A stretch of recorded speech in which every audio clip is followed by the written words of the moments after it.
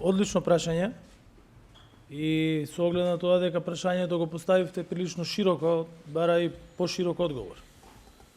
Прво, кои се проблемите во моментов со кои што се соочува Европа и сите наши држави, значи и Северна Македонија, и Србија, и Албанија, Црна Гора и Босна и Херцеговина, тоа е недостаток на електрична енергија и исклучително висока цена на суровини за производство на електрична енергија.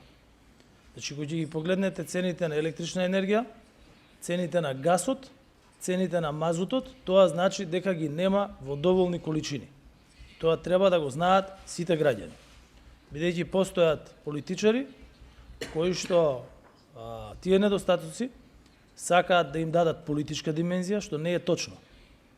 Значи, постои на пазарот недостаток. Гасот не е достапен заради војната во Украина.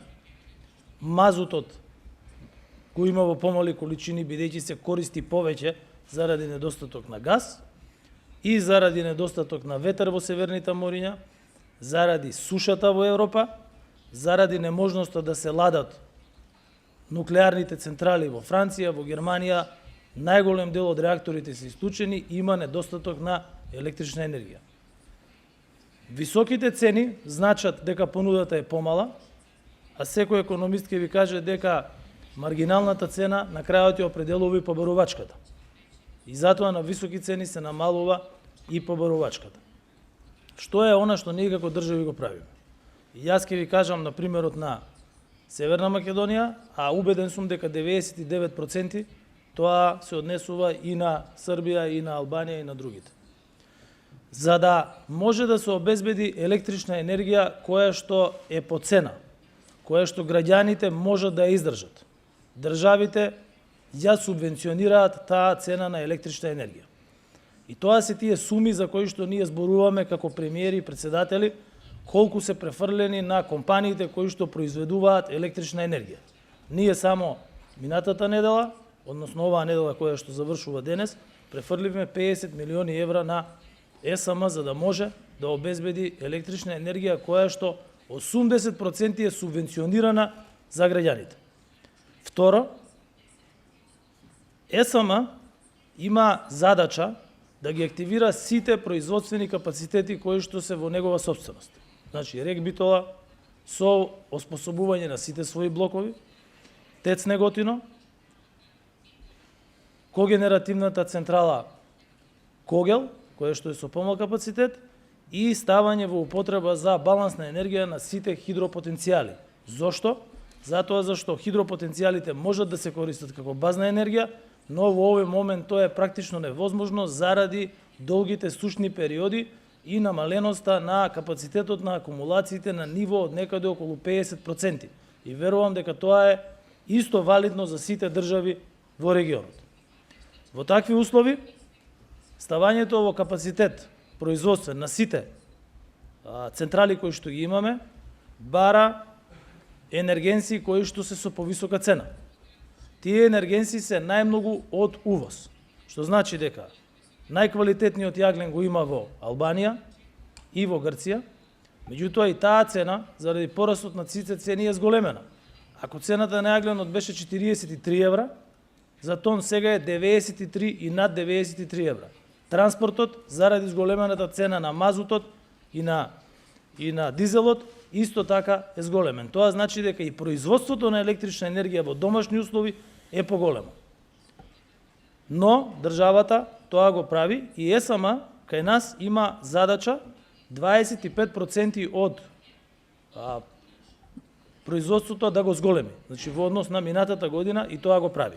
Во моментов сите граѓани кои што се нарегулирани од пазар, значи сите домаќинства во државата и сите мали потрошувачи на електрична енергија, значи зборуваме за сите домаќинства во Северна Македонија, плюс 72.000 мали потрошувачи, а тоа се приватни компании, се нарегулирани од пазар, кои што добиваат 80% субвенционирана цена на електрична енергија. Тие субвенции се од буџетот на државата. На слободниот пазар кај нас има околу 1300 приватни компании и околу 530 институции, кои што се на либерализиран, на слободен пазар и кои што преку трговците на електрична енергија купуваат електрична енергија. Она што се нивни барања е ставање во функција на приватните производствени капацитети на електрична енергија. Тоа во нашата држава се обновливите извори на електрична енергија, доминантно фотоволтаици и мало хидроцентрали, и ставање во функција на гасната когенеративна централа ТЕТО со цел енергијата да им биде понудена по цени кои што се под берзанските цени на слободниот пазар, со цел да можат нивните производствени и услужни процеси тоа да го издржат. И во моментов Министерството за економија, ЕСМ и други мои колеги од ресорот преговараат со собствениците на ТЕТО со цел од почетокот на грејната сезона до крајот на грејната сезона, значи до 31 март, во банд режим да работи ТЕТО.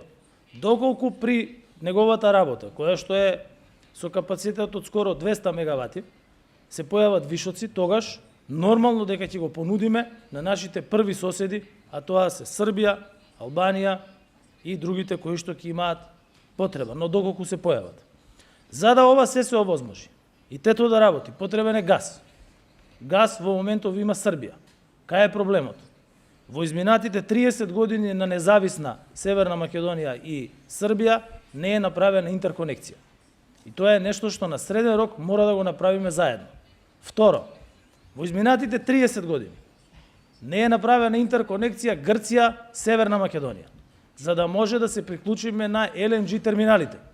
И тоа е исто така нешто што се прави на среден рок. Ние како држава веќе имаме подпишано и меморандуми и договори со ДЕСФА, тоа е компанијата за оперирање на гасоводите во Грција, за изградба на гасовод од Солун преку Евзони до Неготино.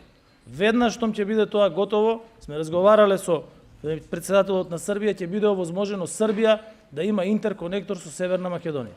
Истото се однесува и на Албанија. Албанија има потенцијал преку ново големо пристаниште и за LNG, меѓутоа и за други суровини, затоа ќе мора прво да се инвестира во големиот проект кој што го имаме за изградба на железничка пруга и автопат до Албанија и потоа изградба и на гасовод. Трето, мрежата која што во изминатите 30 години не е реконструирана во однос на високонапонското поврзување на Северна Македонија и Косово и Црна Гора прави проблеми во нашата мрежа при зголемен напон, односно вишоци на електрична енергија која што е во мрежа. И таа ќе мора да се прави исто така на среден рок. Дополнително, изградба на фотонапонски централи во Северна Македонија блиску до изворите на базна енергија ја понудивме исто така да бидат регионални проекти и на Србија и на Албанија.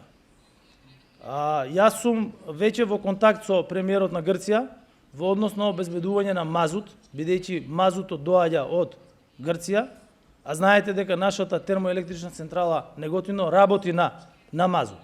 И последно, каде што е уште една држава, која што ја исто така сметам дека треба да присуствува на овие состаноци, а тоа е Република Бугарија, која што граничи со две од државите на Отворен Балкан, ние мора да обезбедиме на барање на стопанските субјекти кај нас непречено функционирање на меѓународните интерконекции во текот на целата зима. Значи, кога ќе погледнете, имаме краткорочни мерки кои што мора да ги правиме секој ден, и тоа го правиме, имаме среднорочни мерки за поврзување на сите држави во регионот и имаме среднорочни и долгорочни за градење на нови капацитети кои што мора да бидат од регионален карактер. Бидејќи ако секоја од нашите држави согласно со своите финансиски можности реши сама да го консолидира својот електроенергетски систем, тоа нема да биде во можност да го направи. И затоа ваква соработка, искрена соработка која што е на база на економија, е нешто што ќе овозможи да имаме електроенергетски систем кој што ќе овозможи електрична енергија во доволни количини кои во моментов ги нема и електрична енергија по цени кои што ќе прават електрична енергија која што ќе овозможи конкурентна економија за сите држави и која што ќе овозможи оптимална цена за граѓаните која што ќе мора да ја платат.